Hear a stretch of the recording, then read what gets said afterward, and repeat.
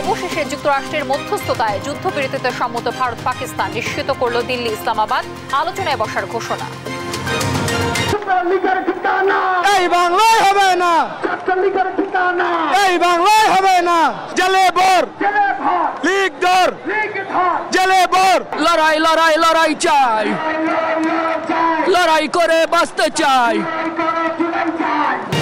আওয়ামী লীগ নিষিদ্ধ ছাড়া ঘরে ফিরবে না ছাত্র জনতা, আজও উত্তাল শাহবাগ, অবিলম্বে জনদাবি মেনে নেওয়ার আহ্বান। আমাদের মত, আমাদের পথ আলাদা হতে পারে, কিন্তু আওয়ামী লীগ নিষিদ্ধ করার প্রশ্নে আমরা সবাই ঐক্যবদ্ধ। সংগ্রামী ভাইয়েরা, সংগ্রামী বোনেরা, আপনারা এই রাজপথ ছাড়বেন না। উদ্ভূত পরিস্থিতি নিয়ে জরুরি বৈঠকে বসছে উপদেষ্টা পরিষদ। গণহত্যা ও গুমের বিচারে সরকার বদ্ধপরিকর, শিগগিরই হচ্ছে ট্রুথ কমিশন। জনগণের সরকার প্রতিষ্ঠার আগ পর্যন্ত সবাইকে সজাগ থাকার আহ্বান তারেক রহমানের। ফ্যাসিবাদ বিরোধীদের ঐক্যবদ্ধ থাকার তাগিদ। বিশ্বে মাথা উঁচু করে চলবে এমন বাংলাদেশ গড়তে চায় বিএনপি, বলেন মির্জা ফখরুল। চট্টগ্রাম পলো গ্রাউন্ডের সমাবেশে তারুণ্যের উচ্ছ্বাস। সব নাগরিকের অধিকার রক্ষায় জাতীয় সনদ হবে, বললেন আলী রিয়াজ। পার্বত্য 3 জেলায় স্বায়ত্ত শাসন দাবি ইউপিডিএফ এর। এবং সারা দেশে বইছে মৃদু থেকে মাঝারি তাপপ্রবাহ, প্রচন্ড গরমে অতিষ্ঠ জনজীবন। চলবে 1 সপ্তাহ, জানালো আবহাওয়া অফিস।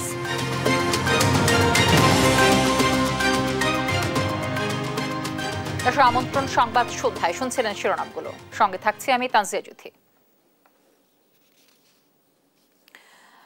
শুরুতেই ভারত পাকিস্তান পরিস্থিতির খবর জানাবো। অবশেষে যুক্তরাষ্ট্রের মধ্যস্থতায় পূর্ণাঙ্গ যুদ্ধবিরতিতে পৌঁছল ভারত ও পাকিস্তান। শনিবার সোশ্যাল মিডিয়া ট্রুথ পোস্টে এ তথ্য নিশ্চিত করেন মার্কিন প্রেসিডেন্ট ডোনাল্ড ট্রাম্প। সংঘাত সেরে আলোচনায় সম্মত হওয়ায় উভয় পক্ষকে অভিনন্দন জানান ট্রাম্প। তার পোস্টের পরপরই সামাজিক মাধ্যমে তাৎক্ষণিক যুদ্ধবিরতির খবর নিশ্চিত করেন পাকিস্তানের পররাষ্ট্রমন্ত্রী ইসহাক দার। বলেন, পাকিস্তান সব সময় এই অঞ্চলে শান্তি ও নিরাপত্তার জন্য লড়াই করে আসছে। সার্বভৌমত্ব ও অখণ্ডতা নিয়ে ইসলামাবাদ কখনো আপোষ করেনি বলেও জানান তিনি। শিগগিরই উভয় পক্ষ আলোচনায় বসবে বলে আশাবাদী মার্কিন পররাষ্ট্রমন্ত্রী মার্ক রুবিও। এর আগে আন্তর্জাতিক আইন লঙ্ঘন করে প্রায় 26টি লক্ষ্যবস্তুতে হামলা চালায় পাকিস্তানের বাহিনী। এমনকি সীমান্তে অবৈধভাবে সামরিক উপস্থিতি ও তৎপরতাও বাড়িয়েছে দেশটি, এমনটাই দাবি করেছে ভারত। লুৎফর কবিরের রিপোর্টে আমরা বিস্তারিত জানব। চারদিকে ক্ষয়ক্ষতির দৃশ্য, বাড়িঘর, গাড়ি, আসবাবপত্র পড়ে আছে বিধ্বস্ত অবস্থায়। কোথাও কোথাও ক্ষেপণাস্ত্রের ধ্বংসাবশেষ।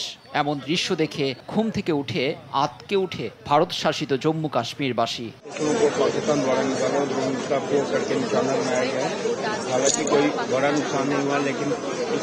শনিবার রাতভর লড়াই হয় ভারত ও পাকিস্তানীয় বাহিনীর। ভারতের অপারেশন সিঁদুরের জবাবে রাতে অপারেশন বুনিয়ান উন মারসুস চালানোর দাবি করেছে ইসলামাবাদ। ভারতও পাল্টা জবাব দেয়। দুপক্ষের লড়াইয়ের কবলে পড়ে সাধারণ মানুষ। ভোরে বিকট বিস্ফোরণ শুনে আমি বাইরে বেরিয়ে আসি। দেখি ধোঁয়ায় আচ্ছন্ন চারপাশ, কিছুই দেখা যাচ্ছিল না। আশপাশের সবাই বেরিয়ে আসে। বোমার ধ্বংসাবশেষ বাড়ির উপর আছড়ে পড়ে।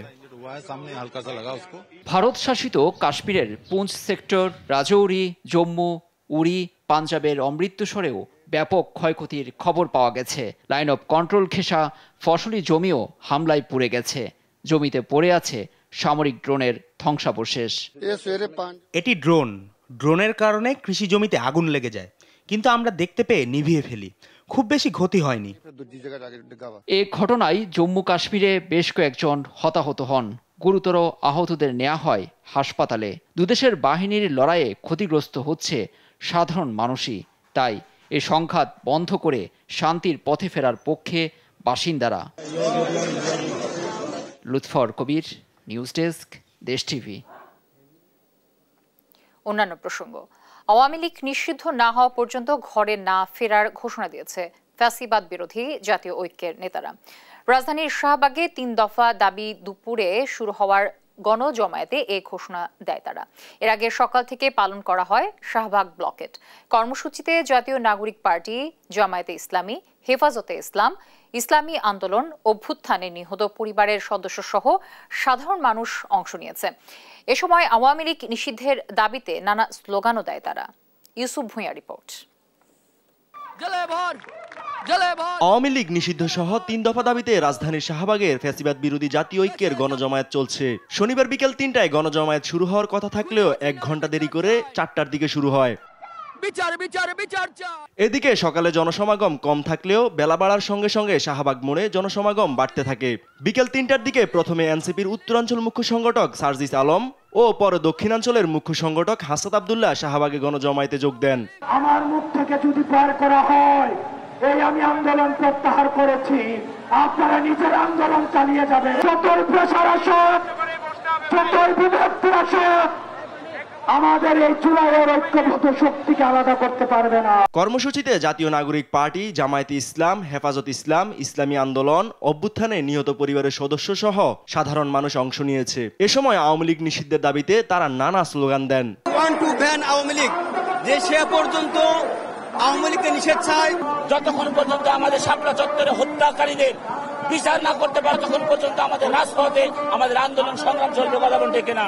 আন্দোলনকারীরা বলেন আওয়ামী লীগকে সন্ত্রাসী সংগঠন হিসেবে ঘোষণা ও নিষিদ্ধ করতে হবে। সেই সঙ্গে আন্তর্জাতিক অপরাধ ট্রাইব্যুনাল আইনে দলগত বিচারের বিধান যুক্ত করতে হবে। পাশাপাশি জুলাই ঘোষণাপত্র জারিরও দাবি জানান তারা। ইউসুফ ভুঁইয়া, দেশ টিভি, ঢাকা। এদিকে আওয়ামী লীগ নিষিদ্ধের দাবিতে বিএনপি সহ সব দলকে রাজপথে শরিক হওয়ার আহ্বান জানিয়েছেন জাতীয় নাগরিক পার্টি নেতারা। তাদের মতে রাজনৈতিক দলগুলোর বর্তমান অবস্থানই দেশের ভবিষ্যৎ রাজনীতির গতি প্রকৃতি নির্ধারণ করবে। আরো জানাচ্ছেন জান্নাতুল মোহনা। আওয়ামী লীগকে কোন কারণে রাজনৈতিক দল মনে হয়? দল হিসেবে আওয়ামী লীগের বিচার করার পাশাপাশি তাদের রাজনীতি নিষিদ্ধ এবং জুলাই ঘোষণাপত্রের দাবিতে রাজপথে আন্দোলন করছেন এনসিপি সহ বিভিন্ন রাজনৈতিক দল এবং সংগঠনের নেতাকর্মীরা। এই আন্দোলনে মুখপাত্রের ভূমিকায় জাতীয় নাগরিক পার্টির দক্ষিণাঞ্চলের মুখ্য সংগঠক হাসান আব্দুল্লাহ, জামায়াত সহ আরো বেশ কয়েকটি রাজনৈতিক অরাজনৈতিক সংগঠন ৩ দফার প্রতি সংহতি জানালেও বিএনপিকে এখনো রাজপথে সক্রিয় হতে দেখা যায়নি। বিএনপির এমন অবস্থান থেকে সরে রাজপথে সক্রিয় হবার আহ্বান জানিয়েছেন এনসিপির নেতারা। ফ্যাসিস্ট বিরোধী আন্দোলনে যারা অংশগ্রহণ করেছিল, ইভেন বিএনপি, তারাও কিন্তু এই জায়গায় এখন পর্যন্ত দ্বিমত করেনি। আমরা বিশ্বাস করি তারা বাংলাদেশের মানুষের আকাঙ্ক্ষাকে ধারণ করে এবং আগামীতে এটা ধারণ করেই তারা তাদের যে অবস্থান এটা আরও সুদৃঢ় করবে। সার্জিস বলেন, বিএনপির সঙ্গে তাদের কোনো বিরোধ নেই মুখোমুখি অবস্থানও। তাই আওয়ামী লীগ ইস্যু সহ গণপরিষদ নির্বাচনের মতো দ্বিমত থাকা বিষয়গুলোতে বিএনপির সঙ্গে ফলপ্রসূ আলোচনার আশা করছে তার দল। বিএনপির সাথে আমরা মনে করি না যে এখন মুখোমুখি অবস্থান, বরং আমরা মনে করি যে এখানে একটি চিন্তার কিংবা অবস্থার পার্থক্য রয়েছে। কিন্তু আলোচনার প্রেক্ষিতে এবং এই বিষয়গুলো বিশ্লেষণের প্রেক্ষিতে আমরা এই দূরত্বটা কমিয়ে আনতে পারি। শুধু বিএনপি নয়, অন্য রাজনৈতিক দলগুলোকেও আওয়ামী লীগ নিষিদ্ধের দাবিতে রাজপথে সক্রিয় হওয়ার আহ্বান জানান এনসিপি নেতারা। রাজনীতির ঐক্যের জায়গা থেকে আওয়ামী লীগের বিরুদ্ধে প্রত্যেকটা রাজনৈতিক দল তারা যেন একই সুরে কথা বলে এবং তাদের জন্য মাঠের কর্মসূচিও থাকে।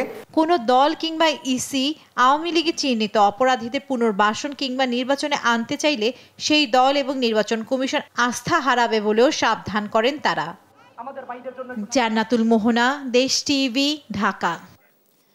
দর্শক, কিছুক্ষণ আগেই যেমনটি বলছিলাম যে আওয়ামী লীগ নিষিদ্ধ সহ ৩ দফা দাবিতে রাজধানীর শাহবাগে আসলে ফ্যাসিবাদ বিরোধী জাতীয় ঐক্যের গণজমায়েত চলছে। সেখানকার সর্বশেষ খবরাখবর জানবো, আমাদের সহকর্মী সাদ আহমেদ আছে, আমি তার সাথে যুক্ত হচ্ছি। সাদ, গণজমায়েতে ছাত্র জনতার অংশগ্রহণ আসলে কেমন দেখছেন এবং আওয়ামী লীগ নিষিদ্ধের বিষয়ে তারা কি বলছেন আসলে?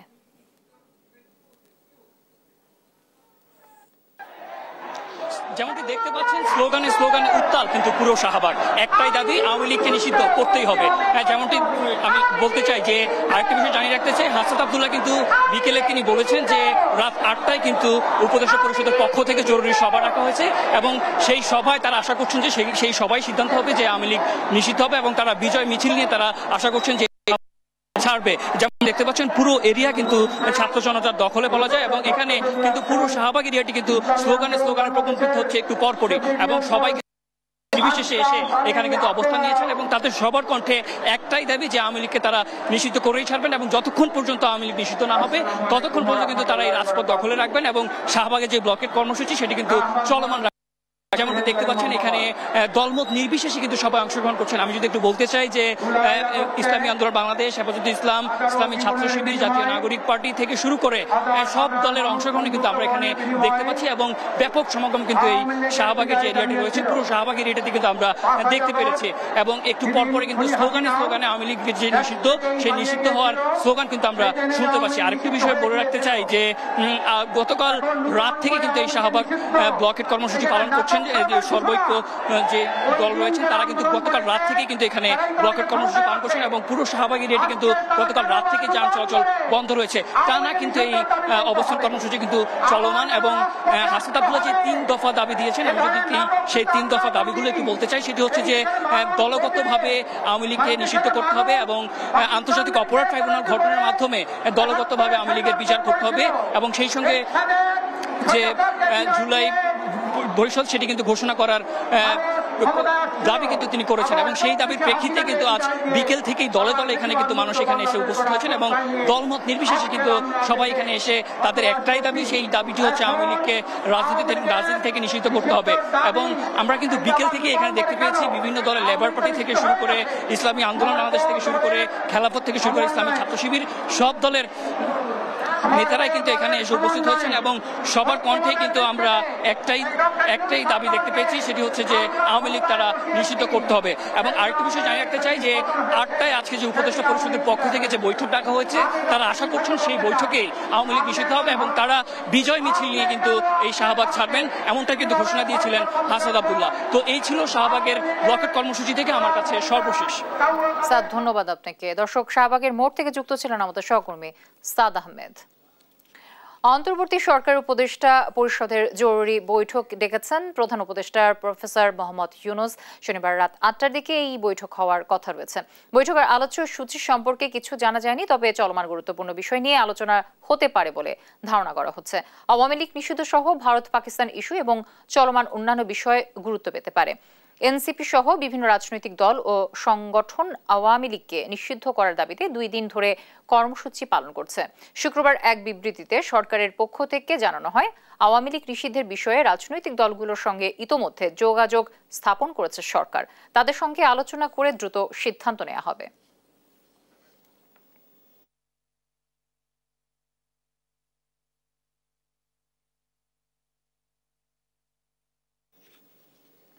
খুব শীঘ্রই ট্রুথ অ্যান্ড রিকনসিলিয়েশন কমিশন গঠন করা হবে, যার মাধ্যমে সত্য ও জবাবদিহিতা নিশ্চিতে কাজ করা হবে বলে জানিয়েছেন আইন উপদেষ্টা আসিফ নজরুল। গুম প্রতিরোধ ও প্রতিকার অধ্যাদেশ 2025-এর দ্বিতীয় খসড়ার উপর মতবিনিময় সভায় এসব কথা জানান তিনি। বলেন, যারা মানবতা বিরোধী অপরাধ করেছে, জুলাই গণহত্যার সঙ্গে জড়িত, তাদের বিচারে বদ্ধপরিকর সরকার। শিউলি রায়ের রিপোর্ট। শনিবার দুপুরে রাজধানীর বিচার প্রশাসন প্রশিক্ষণ ইনস্টিটিউটে আয়োজিত গুম প্রতিরোধ ও প্রতিকার অধ্যাদেশ 2025-এর দ্বিতীয় খসড়ার উপর মতবিনিময় সভার আয়োজন করে আইন মন্ত্রণালয়। সেখানে আইনজ্ঞ ছাড়াও অংশ নেন মানবাধিকার কর্মীরা। বৈঠক শুরুতেই অনলাইন অ্যাক্টিভিস্ট পিনাকি ভট্টাচার্য এবং অ্যাটর্নি জেনারেল গুমের অধ্যাদেশের খসড়ার বেশ কিছু অসঙ্গতির কথা তুলে ধরেন, বলেন আরো বিস্তর বিশ্লেষণের কথা। আমাদের গুমের শিকার ভিকটিম পরিবার পর্যাপ্ত সুরক্ষা এই আইনের মাধ্যমে পায়, এবং পরিবারের সুরক্ষার জন্য প্রয়োজনীয় বিধি বিধান যেন এই খসড়ায় অন্তর্ভুক্ত করা হয়। সেকশন 9-এ যে আপনারা কয়েকটা জিনিস বলেছেন, এখানে তদন্ত এবং অনুসন্ধান, ইনভেস্টিগেশন এবং ইনকোয়ারি, এই দুইটার মধ্যে আমার মনে হয় যে কোনো আপনারা ডিফারেন্সিয়েট করতে পারেননি। এখান থেকে আসামিরা আমাদের আইনের গলি দিয়ে বের হওয়ার সম্ভাবনা থাকবে। আপনার স্টেট যেটা আছে, একটা ইনকোয়ারির বিধান আছে অ্যান্টি কারাপশন কমিশনে, সেই ইনকোয়ারিটা করেন, অনুসন্ধান করে আপনি সাথে সাথে এফআইআর এর ব্যবস্থা করেন। জেলা পর্যায়ে ট্রাইব্যুনাল কেন? গুম কি নিয়মিত হয়ে গিয়েছে এমন প্রশ্ন তুলে পরিবেশ উপদেষ্টা সৈয়দ রিজওয়ানা হাসান বলেন, আলাদা কমিশনের প্রয়োজন নেই। বিচারিক আদালতে গুম বিচার হতে পারে, আর আইনের প্রয়োজন রয়েছে উল্লেখ করে ব্যারিস্টার রুহুল কুদ্দুস কাজল বলেন, যা সঠিকভাবে সংজ্ঞায়িত করা দরকার। আজকে একটা কথা বলা আছে যে কমিশন গঠন। আমি একটু বসে বসে ভাবছিলাম যে গুমটাকে কি আমরা নিয়তি ধরে নিতেছি, যে প্রত্যেক জেলায় জেলায় আমাদের একটা করে ট্রাইব্যুনাল থাকবে এবং আমাদের একটা কমিশন থাকবে আলাদা। এইটা কি আমাদের নিয়তি হয়ে গেল যে একটা ফুল ফ্লেজেড কমিশন রাখতে হবে আমাদেরকে, সে সব সময় বসে বসে গুমের ঘটনাগুলো ঘটবে? আমরা তো চাচ্ছি গুমের ঘটনা কমে যাক, এমন মাত্রায় কমে যাক যে আমাদের আর কোনো কমিশনের প্রয়োজন না হয়। সেটাই যদি হয় তাহলে আমি এই আইনটার সে অর্থে প্রয়োজন দেখছি না। অনুষ্ঠানে চিফ প্রসিকিউটর বলেন, আইনে যাতে অতীতের হওয়া গুমের ঘটনার বিচার করা যায় সেই বিষয়টি যুক্ত করা দরকার। আর শিক্ষা উপদেষ্টা CR আবরার বলেন, গুমের বিচার হতে হবে, এই জন্য শক্তিশালী একটি আইন দরকার। ব্যাপক মাত্রায় গুমের ঘটনাগুলো অতীতেই ঘটেছে। আমরা কমিশন গঠন করছি ঠিক আছে, কিন্তু আমরা আশা করব বাংলাদেশে গুমের ঘটনা যেন আর কখনোই না ঘটে। এখানে ইন্ডিপেন্ডেন্ট পাওয়ারফুল একটা কমিশনের কথা অনেকে বলেছেন, এটা হয়তো প্রয়োজন নেই। আমি তার সাথে কিছুটা হলেও দ্বিমত পোষণ করি, কারণ আমাদের ইন্টারন্যাশনাল ইনস্ট্রুমেন্ট যেটা আমরা স্বাক্ষর করেছি সেখানে গ্যারান্টি অফ নন রেকারেন্স, এটা যে ঘটবে না তার একটা, এবং সেটা করতে হলে আমাদের অবশ্যই, আমার মনে হয় যে আমাদের অবশ্যই একটা পাওয়ারফুল কমিশন দরকার। গুমের সমাধান হতেই হবে, এটা রাজনৈতিক ইস্যু, আইনি ইস্যু না বলে মন্তব্য করেন ফরহাদ মজহার। যে কোনো আইনি আমরা বাংলাদেশে করতে যাই না কেন, ফলে তাহলে গণসার্বভৌমত্বের ধারণা, জনগণ সকল ক্ষমতার অধিকারী, তাদের কর্তৃত্বে রাষ্ট্র চলবে। রাষ্ট্রের কর্তৃত্ব দ্বারা জনগণকে দমন করব, আমরা এক্সট্রাজুডিশিয়াল কিলিং করব, গুম করে নিয়ে যাব, এটা আর হবে না। সভায় শেষ বক্তব্যে আইন উপদেষ্টা ডক্টর আসিফ নজরুল বলেন, গুমের এই আইন অন্তর্বর্তীকালীন সরকার করে যাবে। সেই সঙ্গে জুলাই আগস্ট গণহত্যায় যারা মানবাধিকার অপরাধ করেছেন তাদের সাজা নিশ্চিত করতে সরকার বদ্ধপরিকর। যারা গণহত্যার মতো মানবতা বিরোধী অপরাধের মতো ঘৃণ্য অপরাধ করেছে তারা তো খুব বেশি সংখ্যক না, তো তাদের উপযুক্ত যথেষ্ট পরিমাণ শাস্তির ব্যবস্থা অবশ্যই আমাদের করতে হবে। আমরা ট্রুথ এবং রিকনসিলিয়েশন কমিশন গঠন করব।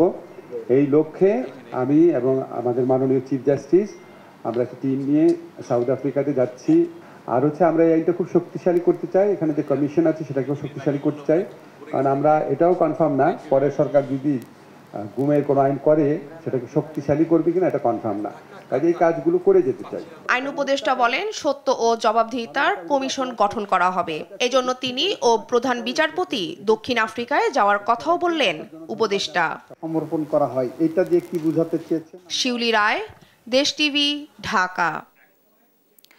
অন্তর্বর্তী সরকার উপদেষ্টা পরিষদের জরুরি বৈঠক ডেকেছেন। দর্শক, যেমনটি আপনারা জানেন যে প্রধান উপদেষ্টা প্রফেসর ডক্টর মোহাম্মদ ইউনূস শনিবার অর্থাৎ আজকে রাত 8টার দিকে আসলে এই বৈঠক হওয়ার কথা রয়েছে। উপদেষ্টা পরিষদের সেই বৈঠকের বিষয়ে আরো বিস্তারিত জানাতে যুক্ত হচ্ছেন সহকর্মী আলিমুজ্জামান সাফওয়ান। সাফওয়ান, বৈঠকের বিষয়ে কি তথ্য আছে আপনার কাছে এই মুহূর্তে?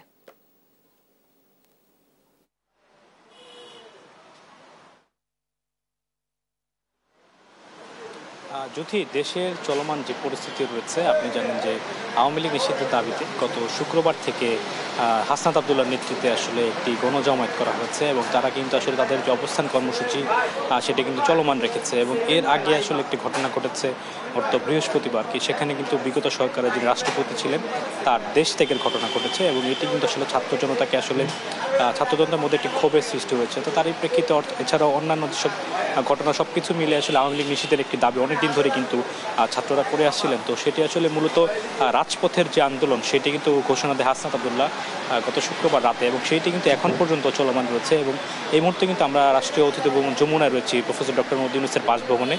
সেখানে কিন্তু রাতভর আসলে তারা অবস্থান করে, তারপরে আসলে একটি মহাসমাবেশের পরেই তারা কিন্তু ঘোষণা দেয় আসলে শাহবাগ ব্লকের। এবং এই আন্দোলনটি কিন্তু শাহবাগ যখন তারা ব্লক করেছে এবং তারপরে কিন্তু সেটি সারা দেশব্যাপী ছড়িয়ে পড়ে এবং তারা কিন্তু আসলে তিনটি দাবি করছে। প্রথম হচ্ছে আওয়ামী লীগকে আসলে নিষিদ্ধ করতে হবে এবং দ্বিতীয় তাদের যে দাবি সেটি হচ্ছে যে বিচারিক ট্রাইব্যুনাল, আন্তর্জাতিক অপরাধ ট্রাইব্যুনাল, সেখানে আওয়ামী লীগের দলীয়গত যে বিচার সেটি করতে হবে এবং সর্বশেষ জুলাই যে ঘোষণাপত্র যেটি রয়েছে সেটি কিন্তু তাদের আসলে আরেকটি আন্দোলনের দাবি রয়েছে। তো সব মিলে এই 3টি দাবিতে কিন্তু দেশে আসলে বিগত 2 দিন যাবত আসলে একটি পরিস্থিতি বিরাজমান রয়েছে।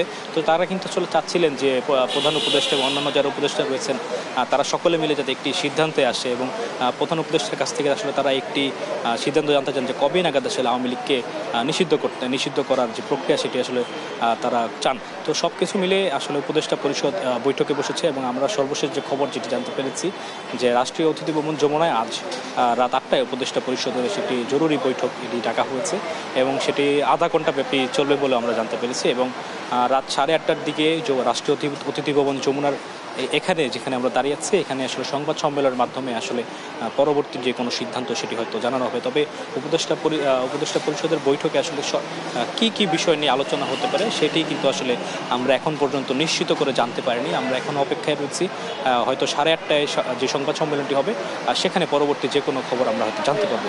তো যদি আমার কাছে রাষ্ট্রীয় অতিথি ভবন যমুনা থেকে এই ছিল সর্বশেষ খবর।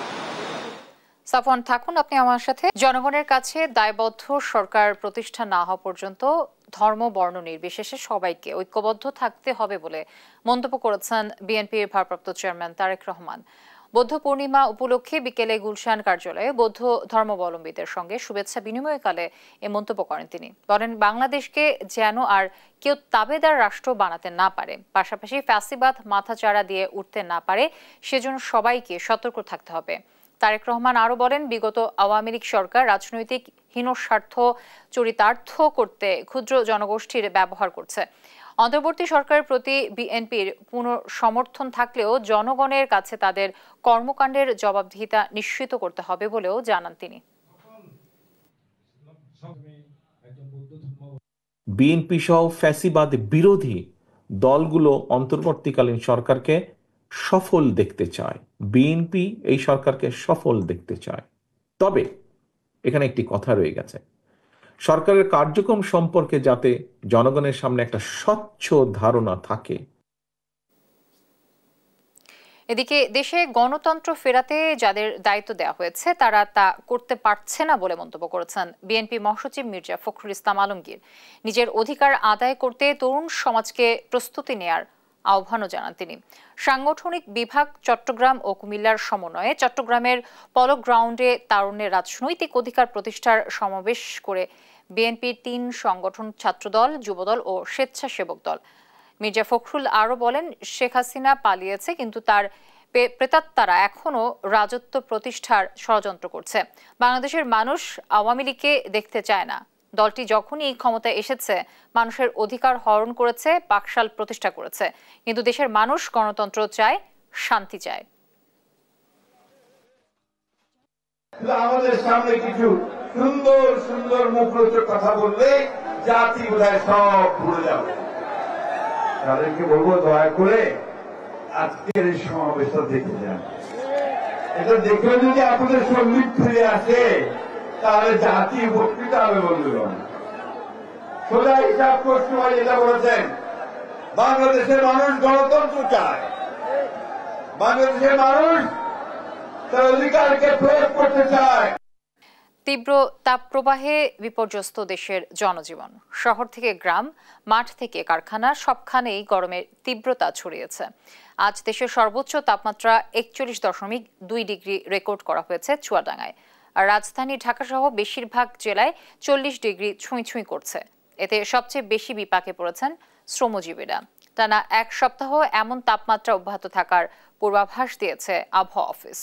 জান্নাতুল মোহনাকে সঙ্গে নিয়ে অঙ্কন চৌধুরী রিপোর্ট। তীব্র তাপে পুড়ছে সারা দেশ। গেল কয়েকদিন ধরে দেশের বিভিন্ন অঞ্চলে বেড়েই চলছে তাপমাত্রা। শনিবার দুপুরে চুয়াডাঙ্গার তাপমাত্রা ছাড়িয়ে যায় 41 ডিগ্রিতে। সেই সঙ্গে 40-এর কাছাকাছি উঠেছে বেশিরভাগ জেলা। এদিন ঢাকায় তাপমাত্রা পারদ ওঠে 39 ডিগ্রির উপরে। সেই সঙ্গে রাজশাহী, খুলনা, ময়মনসিংহ, রংপুর সব অঞ্চলেই ছড়ায় উত্তাপ। গরমের তীব্রতায় শহরের রাস্তা থেকে শুরু করে গ্রামের মাঠ পর্যন্ত মানুষ পড়েছে চরম ভোগান্তিতে। তাপের তীব্রতা কমাতে নগরীর সড়ক জুড়ে ছেটানো হচ্ছে পানি। এতে সাময়িক স্বস্তি এলেও কমছে না উত্তাপ। বিশেষ করে শ্রমজীবী মানুষের কাজে পড়েছে বিপদ। আমরা মাঠে ধান কাটছি, কাজ করছি। এখন এই গরমের সময় আপনার 5 মিনিট কাজ করলে যে 10 মিনিট 15 মিনিট বসে থাকতেছি। আমরা মাঠে রোদের তাপে থাকতে পারছি না। কাল থেকে খুব রোদ পড়ছে, রোদের জ্বালায় ছাতা টাঙেছে, ছাতা দিয়ে প্যাসেঞ্জার বসছে না। রোদ্রের যে তীব্রতা তাতে বাইরে আসাটা খুব কঠিন হয়ে যাচ্ছে। গরম নিবারণে গাছের ছায়ায় বাড়ছে মানুষের ভিড়, সেই সঙ্গে তৃষ্ণা মেটাতেও ডাব ও রসের দোকানে বেড়েছে মানুষের আনাগোনা। পুকুরে জলাশয়ের জলকিলিতে মেতেছে শিশু কিশোররা। প্রচন্ড গরম পড়তেছে, গরমের করতে ভাই দাঁড়ানো যাচ্ছে না, এত যে তাপ, তাপের জন্য আমাদের জানটা জায়গায় বসছে। গরমে মোটামুটি ধরেন রিক্সায় গেলে একটু স্বস্তি পাওয়া যাচ্ছে ভাই, আর পায়ে হেঁটে গেলে মনে করেন যে ঘাম ধরতে ধরতে ধরেন জীবন শেষ। আবহাওয়াবিদরা বলছেন আগামী এক সপ্তাহ চলবে এমন তাপদাহ। এই সময় তাপমাত্রা থাকবে 42 ডিগ্রির আশেপাশে। পরের সপ্তাহে তাপমাত্রা কমে আসার সম্ভাবনা রয়েছে। টোটাল এক সপ্তাহ কিংবা 7 থেকে 10 দিনের মধ্যে মোটামুটি সারা দেশ হিটে মুক্ত হতে পারে যদি বৃষ্টিটা কন্টিনিউ করে। কারণ 12 তারিখ থেকে যে বৃষ্টিটা শুরু হবে সেটা হয়তো আস্তে আস্তে বিস্তৃতি লাভ করতে পারে। প্রথম দিনের যে বৃষ্টিটা হবে 12 তারিখের কাছাকাছি সময়, সেটা তাপমাত্রা 1 থেকে কয়েক ডিগ্রি কমে আসতে পারে। বৃষ্টি যদি কালকেও হয় তো কালকে হিট আপটা কমবে না, হয়তো 2-3 দিন আরও সময় লাগতে পারে 36 বা তার আশেপাশে চলে আসতে। তো পুরোপুরি স্বস্তিদায়ক আবহাওয়া আসতে কমপক্ষে 1 সপ্তাহ বা তার আশেপাশে সময় লাগতে পারে। আবহাওয়া অনুকূলে না আসা পর্যন্ত সবাইকে সাবধানতা অবলম্বন ও স্বাস্থ্যবিধি মেনে চলার আহ্বান স্বাস্থ্য বিভাগের। নিউজ ডেস্ক, দেশ টিভি।